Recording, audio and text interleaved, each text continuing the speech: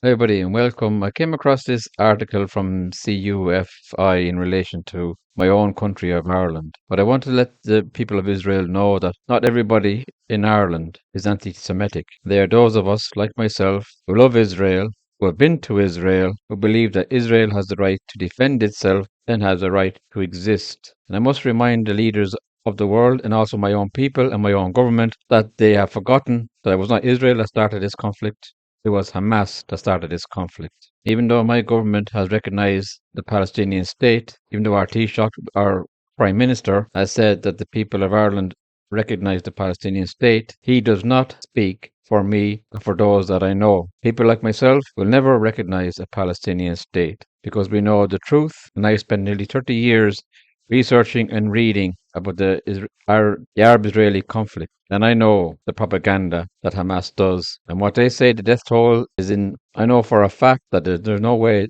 the death is that high.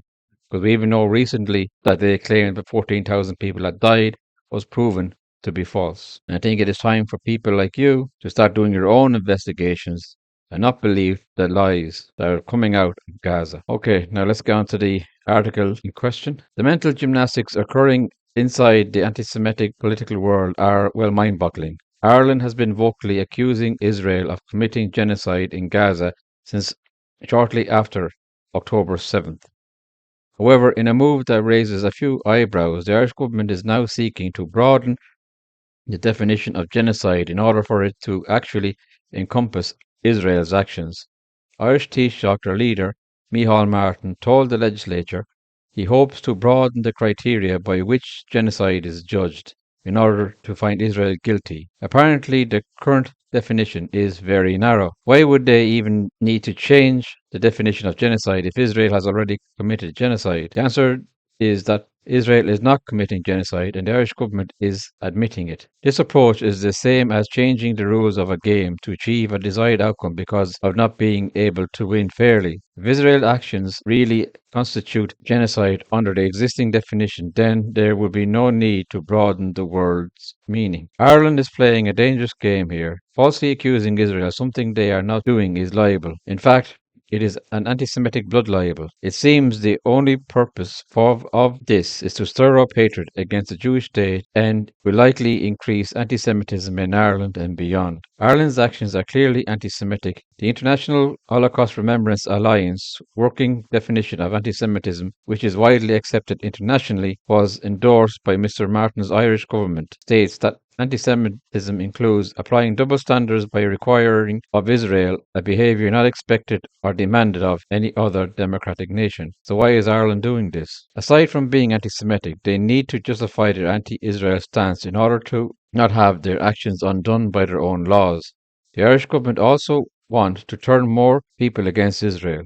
It accuses Israel of genocide because it knows the world stirs up strong feelings in the public. If public opinion is against Israel, then it helps the government to sell its anti-Israel foreign policy. The problem for Ireland is that Israel isn't committing genocide, and the Taoiseach knows this. The Irish government needs to bend the rules in its hope the public is too naive to realise. This raises massive moral dilemmas because if the definition of genocide is changed to fit the accusation, then does two things. First, it undermines real genocides. The Holocaust, for example, was one of the darkest periods of human history.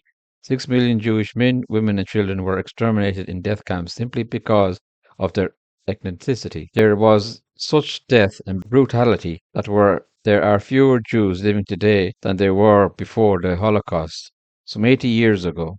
Changing the definition would lessen the severity of this atrocity, as well as all other genocides.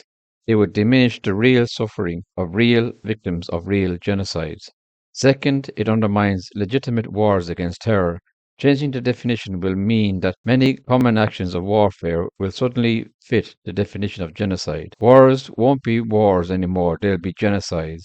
And this blurs the lines and confuses things. And as the Bible says, Satan is the author of confusion. The reality of Hamas-Israel conflict is that Israel's forces have caused far fewer civilian deaths in proportion to combatant deaths than nearly every other modern military on earth. And Israel has given more aid to the civilian population of its enemies during the conflict than any other country in history. You see the dangers of Ireland's anti-Semitism. They are willing to both water down real atrocities and undermine legitimate wars in order to demonize Israel. So blinding is this anti-Semitic hatred that it makes people betray their own morality. Anti-Semitism is an evil in this world that is dangerous not only to Jews but to all mankind. What starts with the Jews never ends with the Jews.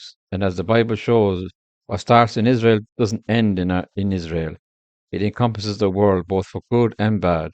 We must continue to speak out against the hatred because, as Ireland has shown, it's taken over the highest echelons of power in this world. Anti-Semitism is being given a voice and legitimized because it is being spoken by world leaders and not being properly challenged. Maintaining the correct meaning of words is also important in order to properly convey the truth. We don't need to change the definition of anti-Semitism to apply it to Ireland. The Irish government is living up to the definition. Ireland is being run by an anti-Semitic government that is cursing Israel. And as Genesis 12:3 warns, this is a very dangerous place to be. It is disheartening to see the Irish government openly embracing anti-Israel rhetoric, with senior officials repeatedly condemning Israel while turning a blind eye to Hamas terrorism. Equally troubling is the apparent widespread public support for the Palestinian cause manifested in the proliferation of Palestinian flags, murals, and street protests. While some in Ireland have begun to push back, such as by painting over Palestinian murals with Irish flags, it appears to be more reassertion of Irish national identity than a clear rejection of anti-Israel sentiment. The growing opposition to the current Irish government, which many in the country view as out of touch and increasingly radical, raises the questions of whether this discontent will ultimately lead to a realignment of public sympathies towards Israel or deeper into a pro-Palestinian narrative that currently dominates the discourse. Only time will tell. We need to pray for Ireland and that they will not change the definition of genocide and they will turn away from their Jew hatred and that they will stop anti-Semitism from defining them. We must also point out that a lot of people in this country are ignorant when it comes to the conflict between Israel and the Palestinians. And I think it is time for people to educate themselves. Don't believe what the biased media says, because they serve their own agenda, and they are only told what Hamas tells them to say. So until the next time, please like, share, and subscribe to my channel. Until the next time, God bless.